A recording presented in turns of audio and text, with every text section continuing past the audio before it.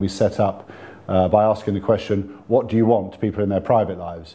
And that's become the most successful lifestyle management concierge service in Europe. We then asked head teachers, what do you want in the context of running your schools? And that's become a very successful service supporting school leaders up and down the country. We've currently got 3,000 or 4,000 of them using the service. And then we've also asked people, what do you want, how can we help you in terms of greening your homes and lifestyles? And that's a service that we've developed with the Design Council and also with the Mayor of London that we're now looking to roll out nationally and internationally too. So it all starts with a question, how can we help you? It relies on technology allowing us to learn properly when we've discovered the answer that fits one of those questions, and then reuse some or all of that knowledge so that we get more and more efficient as we go. The scalability was more difficult because when we first set up in lifestyle management, we really wanted our first 500 members to all live in the same postcode so that they would be asking for similar things.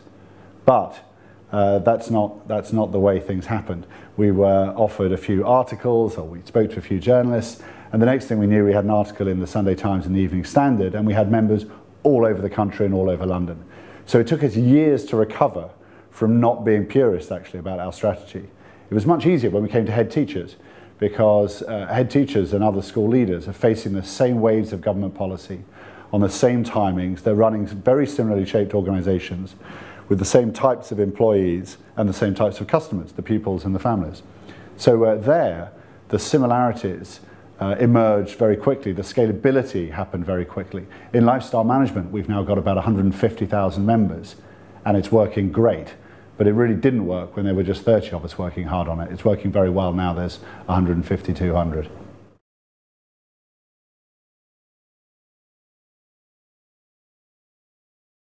Very often people ask us, how do we make sure the members are our top priority? And I think the answer to that is threefold. Firstly, you've got to really mean it.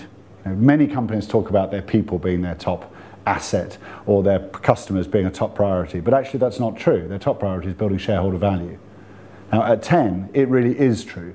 Everybody in the business knows that we exist not just to earn the trust of our members, but to earn and deserve the trust of our members. So that means that we can't do what a lot of marketing people think we ought to do, which is, great, win the trust of your members, and then you can screw them for as much money as possible. You can make as much money out of them, you can exploit them, you can capture them, you do all these things that marketing people talk about. That's not what we exist to do. We are a service for our members who want to thoroughly deserve the trust that they gradually grow to have in us. And we start with that. Our staff know that that's right. If we changed our model so that we started tinkering here and there and beginning to abuse the trust of our members, I would like to think, and I'm pretty confident, that many of my best staff would leave the company, they would resign. We have to make sure we are finding out what it means for a member to trust us. So for instance, some of our members from other parts of the world come to us with requests which we find quite difficult. We have been asked, for instance, to find the most expensive hotel room in Paris. And we think, well, there's an easy way for us to find the most expensive hotel room in Paris, and that's to phone up Georges V and ask them how much they can possibly charge for the suite. But that's not what we do. So there we had to really discuss with the member, what was it they were really after? Was it the most prestigious? Was it the most famous? Was it the largest? And really try to get to the bottom of it. And the member was a bit confused by that, because he was basically messaging us that he just didn't mind being ripped off. That was an odd place for us to be, and we really had to battle through that one. And how do we manage that, still totally aligned with earning and deserving his trust? He's become a very loyal member of the business, but it wasn't easy for him because he wasn't expecting to be able to trust us.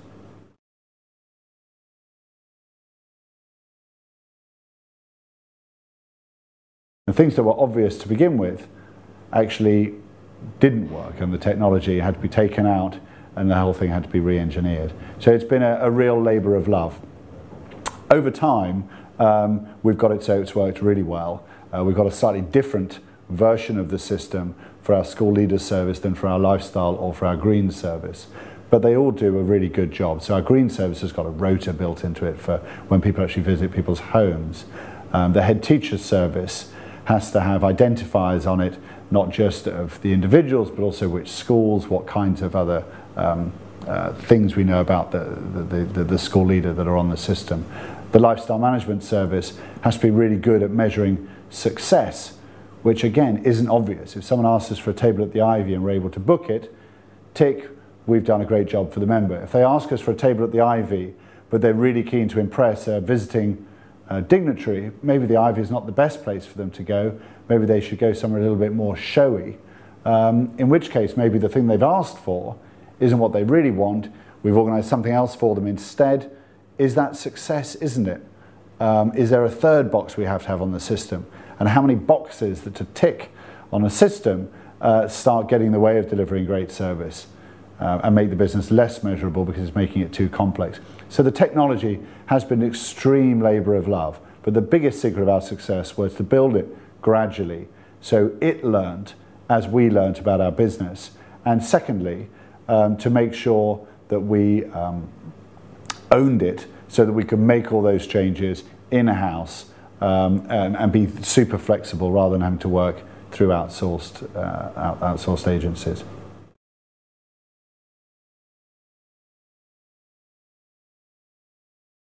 It's a new profession. Now we have lifestyle managers that join us who over years their income can go up significantly. We train heavily, we invest heavily in training for them. We invest heavily into making sure that we have development plans for them so that they're following their passions that are consistent with the needs of our members. And we make sure we've got a management system which is all about coaching and supporting and bringing out the best in our people so that they can get the best from our members. Now, importantly, we can't have a top-down management system that just tells our staff what to do, because it's not our bosses, it's not me or the other bosses in the business that tell lifestyle managers or support managers what to do. It's our members. If we are serious, and we are, about co-creating with the members what it is they want, then the job of a lifestyle manager or a support manager at 10's got to be listening and working with the member. It can't be trying to make their boss happy by listening and delivering what the boss wants, because the boss isn't the member and the trust we're building with them is the non-negotiable in the business. We've got about 9 out of 10 of our lifestyle managers that join us on day one of a year will be there 18 months later on. And we think that's pretty much unmatched. It's certainly in our business or in our competitive businesses, and it's something which we're really proud of and which is essential to the success of the business. We've got to keep that knowledge inside the company. If we've got a spare couple of £100,000, let's say, instead of spending it on a glitzy PR launch, or instead of spending it on redoing our branding, sometimes you need to do that, but generally we will spend it on something which involves us improving the service we deliver to our members.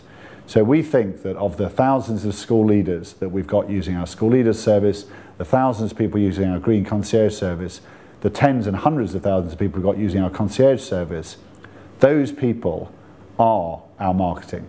If we have earned and deserved their trust, they'll tell other people, they'll use us more in the future, and that is where we should be investing.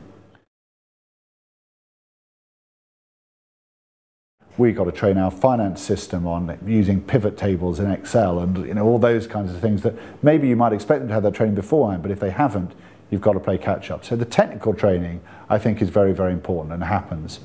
But on top of that, there's some psychological training, which in our business is really important as well. So for instance, if a member phones up, they're stuck at Heathrow Terminal 5 because of something that BA's done wrong, but they can blame you, sometimes they will, because you're the only person that's picking up the phone to them that's vaguely involved in the problem. So what happens there? Well, somebody who can be untrained, a natural reaction is to feel terribly guilty, to accept that you're part of the problem, and because of that, to actually become far less useful to the member. Somebody that's trained up will recognize that the member is right to be upset. Doesn't matter if they're upset, if they're right to be upset with us or not, we've got to help them in that situation. And so, but allowing people to free themselves from self-blame is incredibly difficult. Some people will spend a decade in analysis to get rid of blaming themselves for things which are outside their control. Now, we don't have time for people to have 10 years. We have to recruit people with high self-esteem in the first place. But anybody still needs to be reminded sometimes about some of the things that get in the way of effective human relationships and effective human communication.